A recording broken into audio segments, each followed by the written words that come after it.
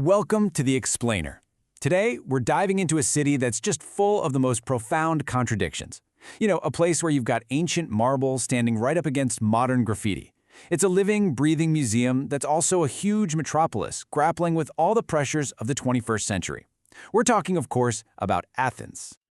And that's really the big question we're tackling in this explainer. How does a city with that kind of historical weight on its shoulders deal with a very modern world? We're going to trace the epic story of Athens, all the way from its golden age as the cradle of Western civilization, right up to its current struggles with things like mass tourism, economic recovery, and of course, climate change. Okay, so to really get a grip on Athens today, we have to start with why it became so foundational in the first place. Its global influence wasn't some kind of accident. It was born from this totally unique convergence of culture, philosophy, and politics. And its roots go deep.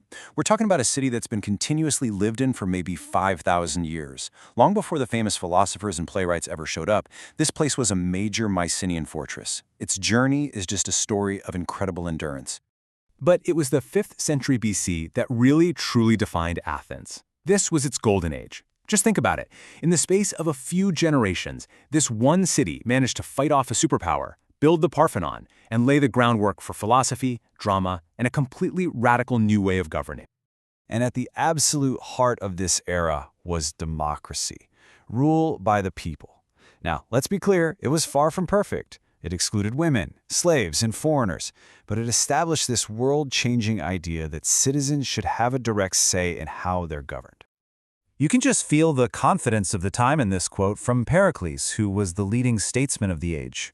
He called Athens the school of Hellas, meaning the school of Greece. He saw it not just as a powerful city, but as an intellectual beacon for the whole world, a place where ideas were forged. But, the Golden Age couldn't last forever. It was just one chapter in a much longer story. After its classical peak, Athens entered this long, transformative period, shaped and reshaped by a whole series of empires. For nearly 2,000 years, Athens was passed from one power to another.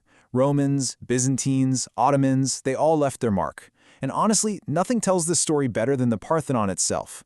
It served as a temple, then a church, then a mosque, before a catastrophic explosion in 1687 left it in ruins. It's just the stark symbol of the city's changing fortunes.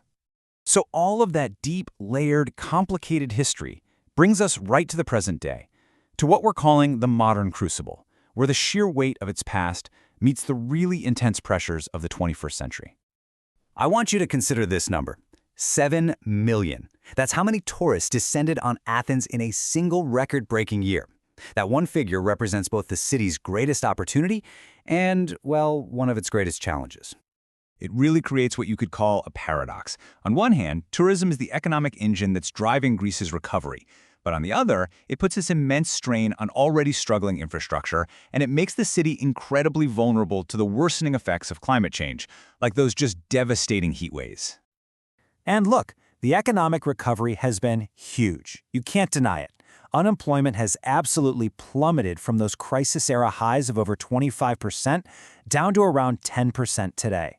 It's a real testament to the country's resilience. But, and this is a big but, if you scratch beneath the surface, the picture is way more complex. The business environment still faces these pretty significant hurdles that can discourage investment and make that kind of long-term sustainable growth a real challenge. The recovery is happening, for sure, but it's also a bit fragile. So, how is Athens responding to all this complexity? Well, it's not just sitting back and enduring these pressures. It's actively trying to rewrite its own story for the future. A really key part of this is a booming contemporary art scene. You've got major players like the EMST Museum, plus a whole host of smaller, independent galleries and artist-run projects. They're all proving that the city's cultural pulse is just as vibrant today as it ever was in antiquity. Athens is so much more than just its ancient past. This tension is also playing out in the city's very architecture. There's this fascinating contrast between the polykataikia, a mid-century housing model that organically integrated new people into the city, and the massive Ellenikon project. That's a huge urban renewal plan that some people worry is just creating an exclusive bubble for the wealthy instead of a real community. It's a debate about the very soul of the city. And facing the very direct threat of climate change, The city is taking some pretty ambitious steps toward a more sustainable future. They have a goal of carbon neutrality by 2030, and it's being backed up by concrete actions, like planting more trees and modernizing public transport. So after this journey through millennia of triumph and turmoil, what's the ultimate lesson that Athens can offer us today? What can we really take away from all this? Well, funny enough, the most relevant warning might come from the ancient historian Thucydides. He offered this observation that feels chillingly modern. He said that democracies become vulnerable not just because of loud rabble-rousers, but when citizens get flattered into believing they're infallible and they lose their ability to think critically about themselves. And that right there is the core of the whole Athenian experiment. Self-government isn't a spectator sport. It demands that citizens hold not only their leaders accountable, but also themselves, their own biases, and their own desires. And perhaps that's the real legacy here. It's not a static monument to a glorious past, but a living, breathing testament to resilience. The true Athenian lesson might just be that the work of building a city and the democracy is never, ever finished.